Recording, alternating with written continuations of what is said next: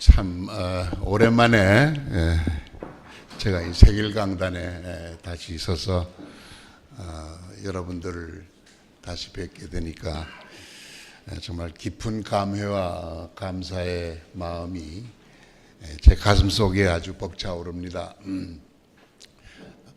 홍 목사님 소개해 주신 대로 제가 87년 우리 세길교회 창립 때부터 94년 여러분들이 현대교회를 떠날 때까지 7년 동안 부족한 제가 초대 말씀 증거자 4사람 중에 한 사람으로 봉사하면서 저 자신 신앙의 훈련을 많이 받았고, 또 그때 참 한국 교회사에서 없는 새로운 교회를 창립한다는 그 창립교회의 아주 열정적인 헌신과 봉사와 사랑에 힘입어서 저도 많은 감동을 받고 힘을 얻던 때였습니다. 이 자리에도 많은 분이 계시지만 또 보이지 않는 분도 계시네요. 저와 철학과 동창이면서 말씀 증거를 같이 했던 기리성 박사님, 또 자기 그 음대 제자들을 많이 동원해서 훌륭한 성가대를 만들어 주시던 이남수 교수님, 또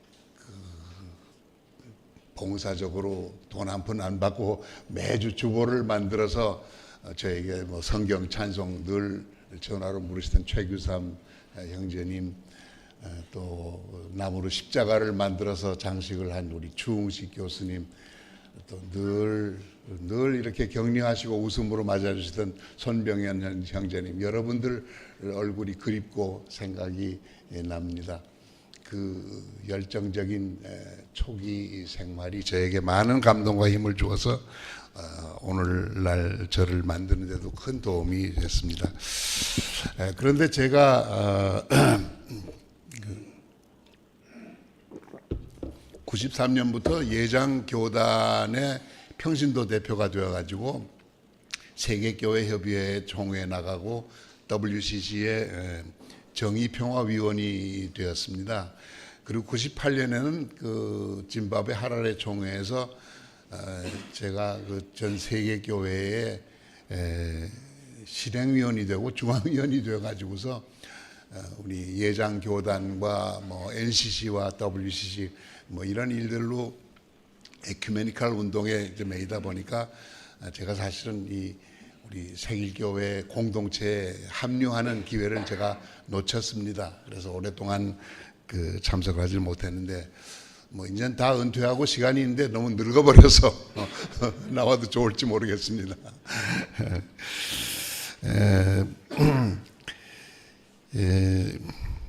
제 신앙과 삶에 많은 그것을 가르친 정말 모교와 같은 세길교회인데, 이 교회의 창립 정신이 정말 평신도 교회 만들기 아닙니까? 그래서 평신도의 말씀 증거라는 그 전통을 굳건히 지키면서 그동안 여러 가지 실험도 하시고 또 창의적인 발전을 통해서 이렇게 훌륭한 교회를 만드셨는데, 이러한 모습을 제가 보면서 밖에 있었지만 늘 창립 멤버의 한 사람으로서 자랑스럽고 흐뭇한 감사의 마음을 가지고 있었습니다. 오늘 이렇게 귀한 자리에 불러주셔서 강단에 서게 되어서 감사를 드립니다. 며칠 전 우리는 8.15 광복절 79년을 맞이했습니다.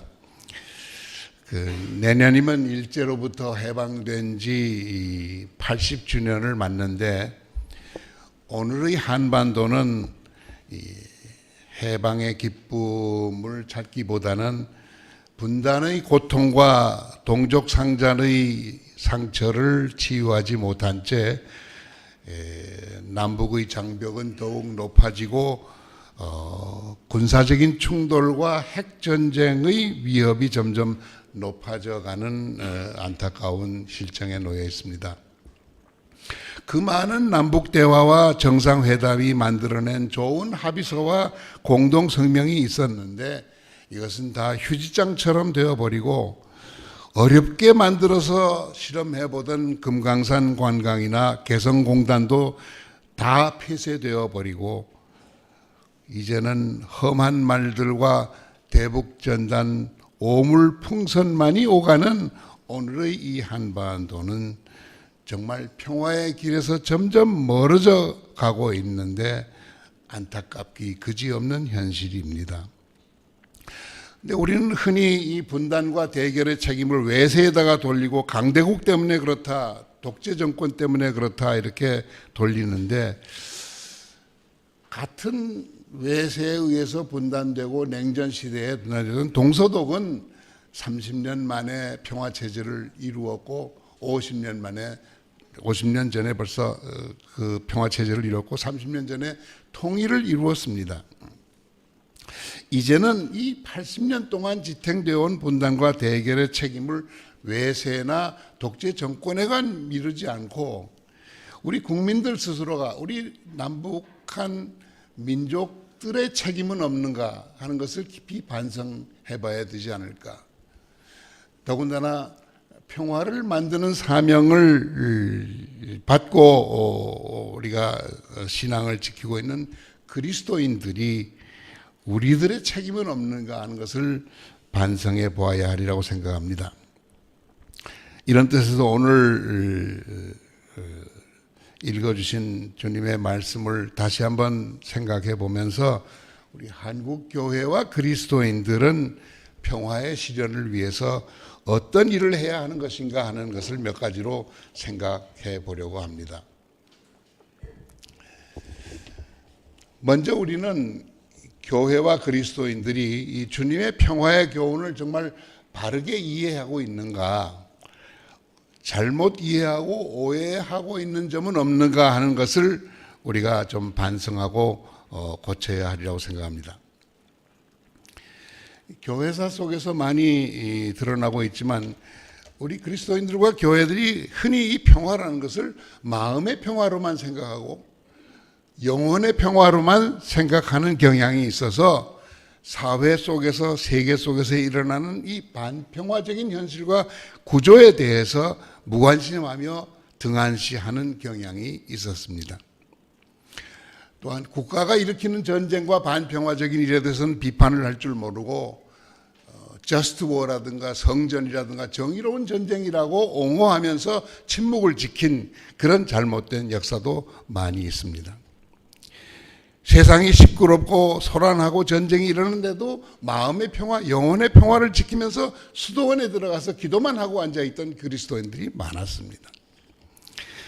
그러나 평화는 교회나 수도원에서 기도만 하고 있다고 이루어지는 것이 아니라 갈등과 분열과 대립과 전쟁이 있는 곳에 들어가서 막힌 담을 헐고 화해와 협력으로 적대 관계를 해소하는 구체적인 행동을 통해서 만들어내야 하는 작업이 바로 평화인 것입니다. 마태복음 5장 9절의 이 산상수훈의 말씀을 우리가 늘 외웁니다마는 전에 성경의 번역은 화평케 하는 자는 복이 있나니 저희가 하나님의 아들이라 일컬음을 받을 것이다. 이렇게 번역이 됐습니다. 굉장히 수동적이고 추상적인 번역을 했습니다. 참 번역은 평화를 만드는 자입니다. 이제는 미국 NCC가 공인하는 New Revised Standard Version 바이블에도 그렇게 분명히 번역됐습니다. Blessed are the peacemaker, they are called children of God. 그런데 이미 종교개혁자인 마틴 루터가 1500년에 번역한 독일어 성경에도 이렇게 돼 있어요. Selig sind die Friedfertigen, dann sie werden Gottes Kinder heißen. 페르틱 마켄 독일어로 여러분 아시지만 끝장낸다, 완성한다 그런 뜻입니다. 평화를 완성시키는 자, 평화를 만들어서 완성시키는 자가 복이 있나니 저들이 하나님의 자녀로 일컬음을 받으리라. 이렇게 되어 있습니다. 평화는 만들어내야 하는 것입니다. 부재하는 곳에서 일과 노동을 통해서 만들어내야 하는 구체적인 작업입니다. 다음으로 우리가 이해해야 할 예수님의 평화의 교훈은, 평화는 만들어야 하는 것이지만 예수님이 만들어내는 평화의 방식과 이 세상에서 말하는 방식이 같지 않다는 것을 우리가 분명히 알아야 되겠습니다. 오늘 읽어드린 말씀이 그겁니다. 요한복음 우리 14장 27절에 특히 분명히 밝히셨습니다. 나는 너희에게 평화를 주고 간다. 그러나 내가 주는 평화는 세상이 주는 평화와는 다른 것이니라. 이 말씀 속에 이 제자들과 작별하시는 고별사 속에서 마지막으로 하신 부탁인데, 주님께서 내가 주는 평화는 세상이 주는 평화와 다르니라 하는 이 교훈의 말씀을 우리 그리스도인들이 바로 깨닫고 이해하지 못하는 때가 많이 있습니다. 그러면 주님께서 주시는 평화는 보통 세상이 말하는 평화와 어떻게 다릅니까? 세 가지만 생각해 보겠습니다. 첫째로, 예수님 당시에 세상이 말하는 평화는 로마의 평화, 팍스 로마나였습니다. 팍스 로마나는 말이 평화지 사실은 로마 병정의 말발굽 아래서 꼼짝없이 복종하고 조용히 굴종하는 시대를 가르쳐서 팍스 로마나라고 했습니다. 문자 그대로 힘과 폭력에 의한, 무력에 의한 강요된 평정이 팍스 로마나였습니다. 예수님의 평화운동은 힘과 무력에 의한 팍스 로마나 같은 위장된 평화가 아니라 이 굴욕적인 평정, 탄압과 평정에 대한 저항이었습니다.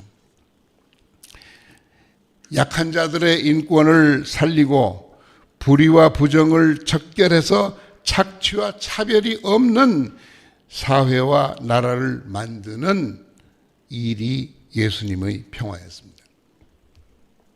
그런데 로마 법정은 이 예수님의 평화를 무시하고 그를 평화를 교란하는 자라는 죄목을 씌워서 십자가형에 처벌을 했습니다. 예수님의 평화는 때로는 이 세상의 평화를 교란하는 일이 될 수 있는 평화 운동이라고 할 수 있겠습니다. 오늘날에도 이 세상이 말하는 평화는 예수님 때와 별로 다르지 않습니다. 팍스 로마나 대신에 팍스 아메리카, 팍스 시나, 팍스 러시아가 오늘의 평화를 대신하고 있습니다. 힘의 우세를 통한 평화입니다. 상대방보다 군대가 더 많고 무기의 파괴력이 더 높고 전략 전술이 더 우세해야만 안보와 평화가 보장된다는 논리입니다. 그래서 미소 양대국, 지금은 중국까지 수십 년 동안 이 첨단 무기를 개발하는 경쟁에 전력 투구를 해왔습니다. 더 빨리, 더 많이 사람을 죽일 수 있는 무기를 만드는 경쟁에서 그들은 원자탄을 만들었다. 그거 가지고 안 되니까 수소탄을 만들고, 그거보다 더 강한 중성자탄을 만들고, 또 그리고 그거 가지고도 안 되니까 레이저 광선탄의 별들의 전쟁에 오늘날은 킬러 로봇까지 끝없이 무력 경쟁을 통해서 힘의 우세를 자랑함으로써 평화를 유지하려고 하는 것이 오늘날 세상의 평화 논리입니다.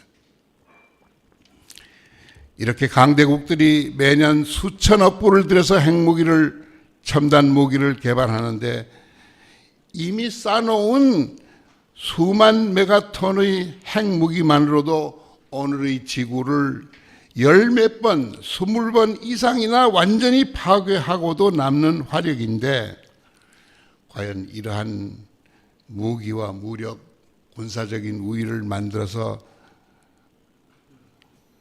누구의 평화를 보장할 수 있다는 말입니까?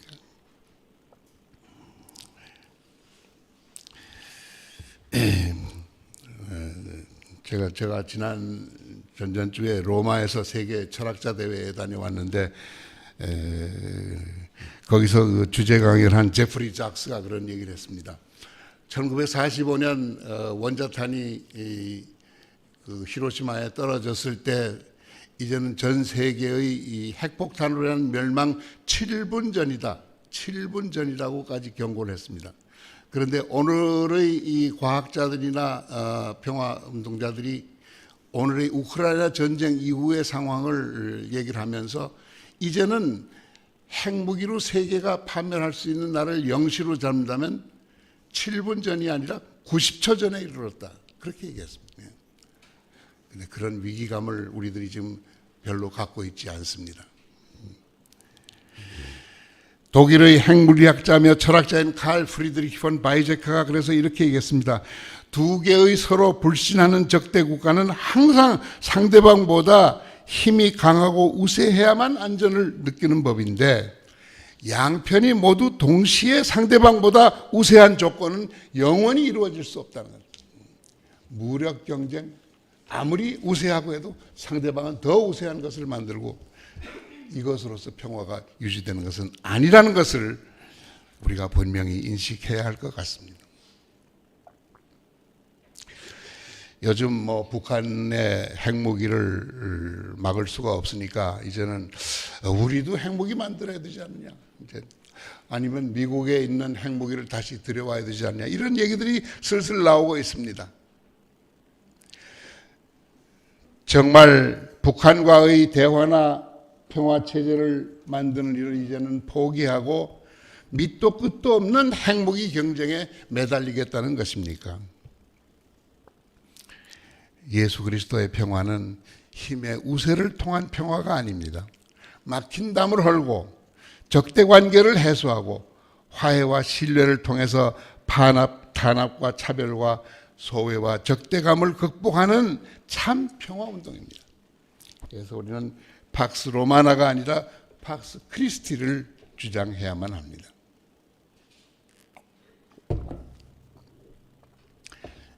이 세상의 많은 전쟁이나 종족 갈등, 종교 전쟁, 이념 투쟁들이 나와 다른 상대방에 대한 오해와 편견과 이해 충돌이 자라서 불신의 담을 쌓게 되고 이 장벽이 높아지면서 힘의 우세를 통해서 상대방을 제압하고 지배하려고 하니까 대량살상 전쟁이 터지게 되는 것입니다. 지금 중동의 유대인과 팔레스타인 전쟁이 그렇고 인도의 힌두교와 회교도, 스리랑카의 싱갈리스와 타밀족들, 루안다의 투치족과 후투족, 우리 남한과 북한이 편견과 불신의 장벽을 허물지 못해서 수천, 수만, 수백만을 서로 죽이는 참혹한 전쟁을 치렀고 또한 계속하고 있는 것입니다. 막힌 담을 헐고 원수관계를 화해와 신뢰로 해소하는 예수 그리스도의 평화운동을 하지 않으면 이 세상의 전쟁과 파멸은 막을 길이 없다는 것은 예나 지금이나 마찬가지 논리입니다. 우리가 잘 아는 북아일랜드 가톨릭과 개신교들이 수백 년 동안 갈등과 증오의 담을 쌓고 폭동과 전쟁을 유지해 왔지 않습니까? 그런데 어느 순간 전쟁에서 아들을 잃은 양측의 어머니들이 나서서 상대방 군인들의 총에다가 장미꽃을 꽂아주면서 화해와 신뢰의 뜻을 보였을 때 총소리는 멎고 막힌 담을 허는 평화공존의 길이 열리게 된 것을 우리는 보았습니다. 다음으로 예수님께서 말씀해 주시는 평화는 두려움의 논리에서 해방될 것을 가르쳐 주시는 평화 이론입니다. 내가 주는 평화는 세상이 주는 평화와는 다른 것이니 걱정하거나 두려워하지 말아라. 27절에 그렇게 말씀했습니다. 왜 여기다가 내가 주는 평화는 세상에 주는 평화와 다르니 하고선 왜 두려워하지 말라는 말을 붙였을까? 우리가 가만히 생각해 볼 필요가 있습니다. 세상의 통치자들은 없는 적이라도 만들어서 외부의 적을 만들어 놓고 적에 대한 공포를 과장해서 두려움을 자꾸만 조장함으로써 내부의 결속과 복종을 강화해 가고 있습니다. 두려움을 과장해서 두려움을 통해서 통치하려고 하는 이 세상의 지배자와 독재자들을 반대하고 물리치기 위해서 예수님은 두려워하지 말라는 말씀을 하신 것입니다. 히틀러는 유대인을 적으로 만들어서 두려움을 과장해놓고 독일인들을 결속시켜서 전쟁을 일으켰습니다. 유대인들이 많아지면은 독일 경제를 말아먹고 우리를 지배하게 되니까 아야 지금부터 싹을 잘라버려야 된다. 두려움을 강조해서 이런 만행을 저질렀던 것입니다. 힘의 우세를 통한 평화를 주장하는 강대국들 미국과 소련, 중국이 매년 수천억 불씩 들여서 신무기를 개발하고 군사력을 강화하는 이유는 적의 군사력과 무기가 내 것보다도 우세해질까 봐 두려워서 이 두려움을 핑계와 논리로 계속 그렇게 합니다. 심지어 약소국들에게도 두려움을 과장하고 공포심을 조장해서 무기를 팔아먹고 국지전을 하도록 만들어서 세상에는 무력 경쟁과 전쟁이 그칠 날이 없습니다. 이 두려움의 논리 때문에 가장 많은 희생과 피해를 본 나라가 바로 대한민국이며 조선민주주의 인민공화국입니다. 서로가 남침을 두려워서 서로가 북침이 두려워서 해방 80년이 가깝도록 계속 군비 증강과 전쟁 준비에만 매달리고 있지 않습니까? 예수님의 평화는 이 두려움의 논리에서 벗어나서 신뢰와 친선과 교류와 협력이 시작될 때에 평화의 길이 열릴 수 있다는 교훈입니다.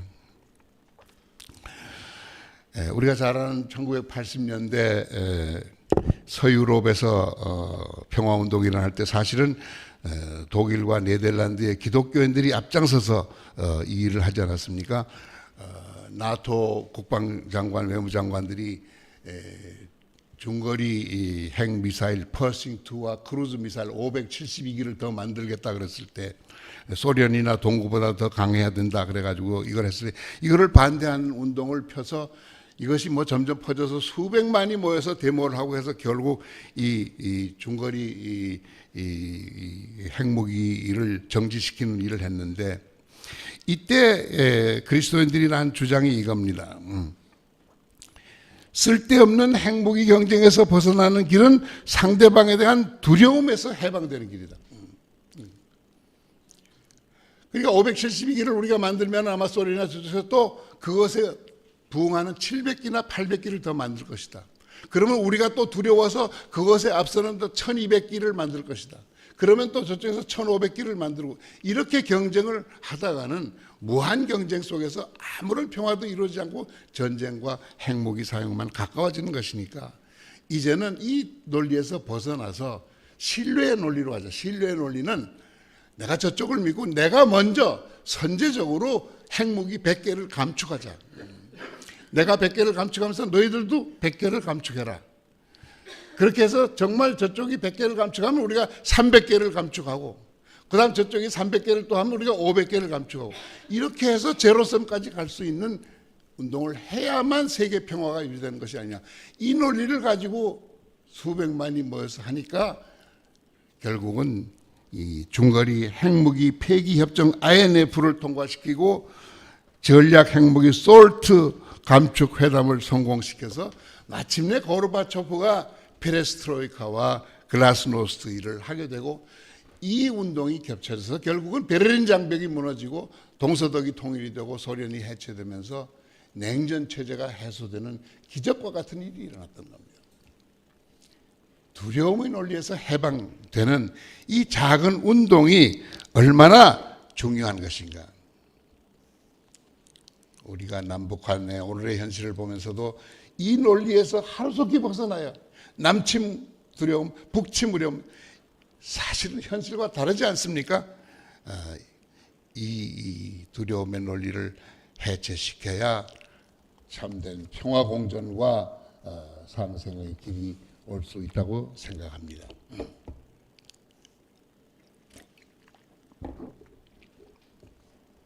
마지막으로 예수님께서 가르쳐 주신 이 평화의 논리에는 세상의 평화와는 다른 우리가 주목해야만 할 내용이 하나 더 있습니다. 사도 바울의 고백입니다. 에베소 2장 14절 읽어드린 말씀에 그리스도는 우리의 평화이십니다. 그는 유대 사람과 이방 사람 사이를 가르는 담을 자기 몸으로 허무셔서 원수된 것을 없애시고 여러 가지 조문으로 된 계명과 율법을 폐하셨습니다. 조문으로 된 계명과 율법을 폐하셨다고 그랬습니다. 담을 허물고 원수 관계를 없애려면 이 잘못된 율법 조문들을 폐기하는 것이 필요하다는 말씀입니다. 이 세상에는 나라마다 쓸데없는 율법 조문들이 있어서 화해와 평화의 길을 막고 있습니다. 예수님과 사도 바울 당시에도 이 유대인들과 이방인들의 접촉을 막는 갈라놓는 규범으로서 율법 조문이 있었는데 이것이 바로 할례법이었습니다. 할례법은 차별법입니다. 유대인들과 이방인들을 차별하는, 유대인들을 더 우세하게 보면서 저쪽을 무시하는 차별법인데 예수님은 이 할례법을 폐기시키는 위대한 일을 하신 분이십니다. 사실 이 모세의 율법에는 이 할례 받은 유대인들과 받지 않은 이방인들이 함께 식사하는 것도 금했습니다. 여러분 사도행전 11장 3절에 보면 베드로가 이 할례 받지 않은 이방인 집에 가서 밥을 한번 얻어 먹었는데 혼이 났습니다. 유대인들이 난리쳐서 네가 어떻게 이 모세의 율법을 어긋나고 이방인들과 함께 밥을 먹느냐. 그 기록이 사도행전에 있습니다. 사도행전 15장 1절에는 모세의 관례대로 할례를 받지 않으면 구원을 받지 못한다. 이렇게까지 되어 있습니다. 그러니까 이 초대 베드로와 사도 바울이 선교하면서 이방인들에게 전도를 했는데 이 할례를 강요하는 게 어려웠습니다. 그런데 유대인들은 자꾸만 이방인들도 할례를 받게 해야 구원받는데 왜 그 말을 하지 않느냐 자꾸 따집니다. 오죽하면 이 사도 바울이 여기 곤란해서 사도행전 15장 10절에 이런 말씀하셨습니다. 할례를 받지 않아도 예수 그리스도를 믿으면 구원을 받을 수 있다고 얘기를 해야 되는데 자꾸 이렇게 하니까 사도 바울도 할례 율법을 폐기하지는 못하고 감당키 어려운 멍해라고 말씀했습니다. 이 멍해를 지고서 이 초대 교회의 이 사도들이 이 그리스도의 복음을 전파했던 것을 우리는 이 사도행전을 통해서 잘 알 수 있습니다. 그런데 예수님은 이 할례의 율법 조문을 과감하게 폐지했는데 이 기록이 사복음서에 잘 나오질 않습니다. 사복음서에는 예수님이 난 지 8일 만에 할례를 받았다는 얘기는 있는데 과감하게 비판했다는 얘기가 빠져 있습니다. 제가 왜 그럴까? 아마 사복음서의 기자들도 과감하게 할례를 비판할 용기가 없었던 것 같습니다.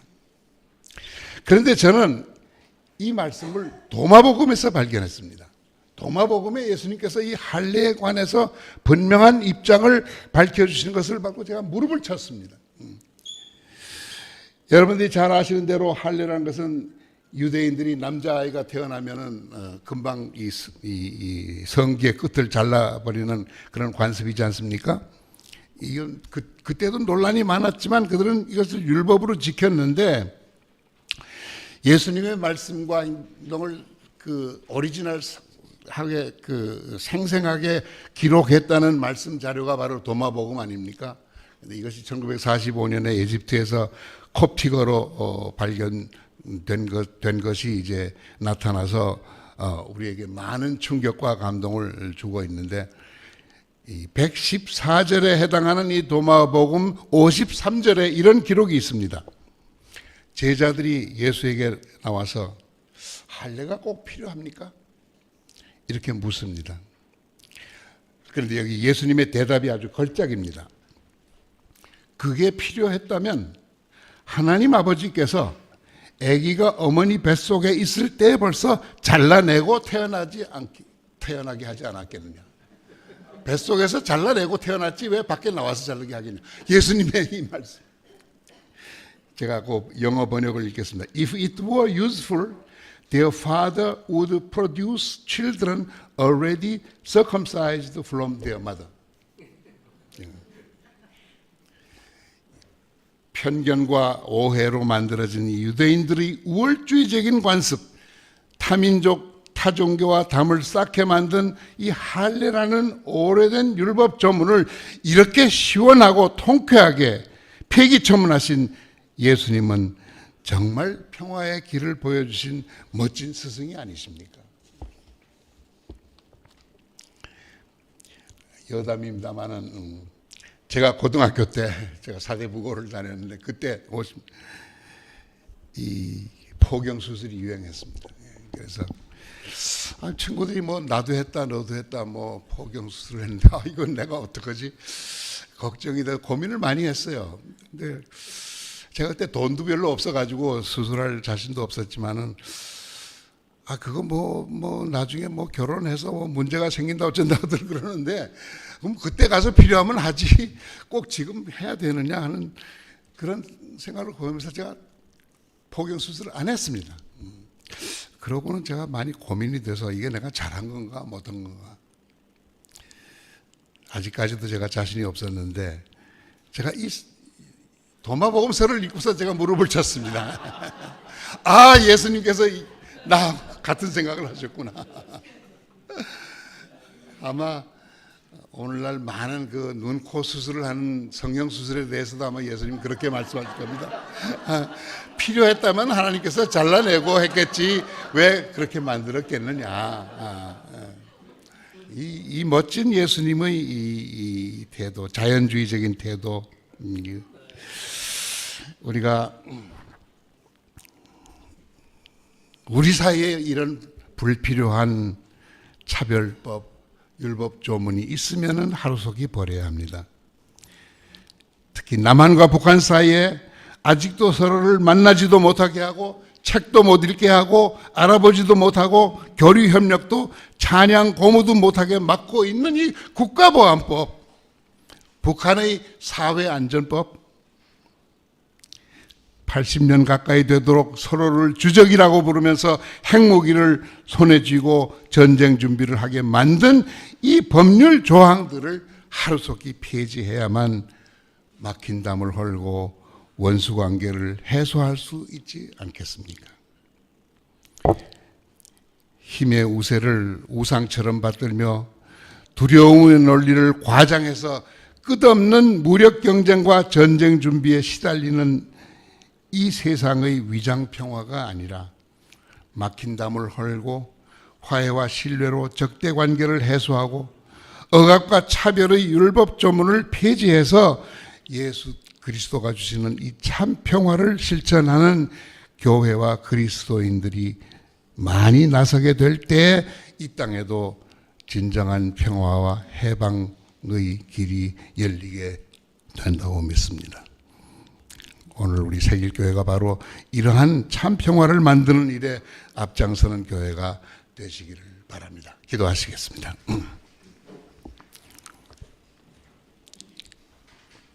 평화를 만드는 자가 하나님의 아들, 딸이 될 수 있다고 가르쳐 주신 주님, 부족한 저희들이 세상의 평화와는 다른 주님의 평화의 교훈을 바르게 깨닫고 실천할 수 있는 지혜와 용기를 갖도록 인도하여 주시옵소서. 80년이 되도록 편견과 오해, 증오심으로 가득 찬 남북 간의 이 막힌 담을 하루속히 헐어버리고 화해와 신뢰를 회복해 함께 사는 평화와 상생을 속히 이루는 지혜로운 민족이 될 수 있게 축복하여 주시옵소서.